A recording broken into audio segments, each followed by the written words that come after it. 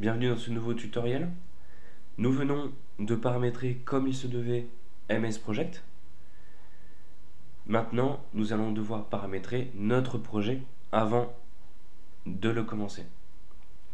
Donc nous allons dans Projet, onglet Projet, Informations sur le projet. Là nous avons une nouvelle fenêtre qui vient d'apparaître. Donc nous avons différents éléments, date de début, date de fin, date actuelle, date d'état, calendrier, prévision à partir de, et enfin priorité. Ce sont les seuls éléments qui nous intéressent. Avant de commencer, la première question à se poser, c'est de savoir si on est en planning ou en rétro-planning. Planning, je connais ma date de début, mais je calcule la date de fin. Et en rétro-planning, je connais la date de fin et j'essaie de déterminer la date de début.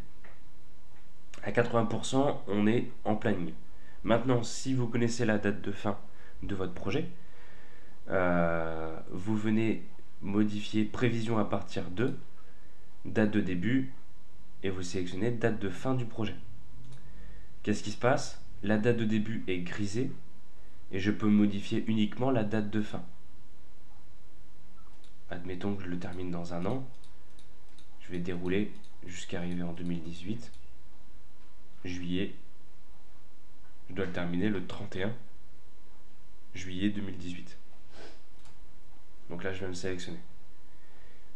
Maintenant, si vous êtes en planning, et on va être en planning puisque 80% des projets sont en planning, on va venir sélectionner prévision à partir de, date de début du projet. Donc là, la date de fin est grisée, je ne peux pas la modifier. Bien évidemment, puisque je ne peux modifier que la date de début. On va insérer nos tâches, ce qui va nous permettre de calculer la date de fin du projet.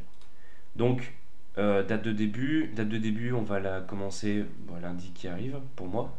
Donc, ça sera le lundi 12. Sélectionnez la date que vous souhaitez. Date actuelle, on la change pas, on la modifie pas, c'est sur l'horloge interne de l'ordinateur. Date d'état NC, non communiqué.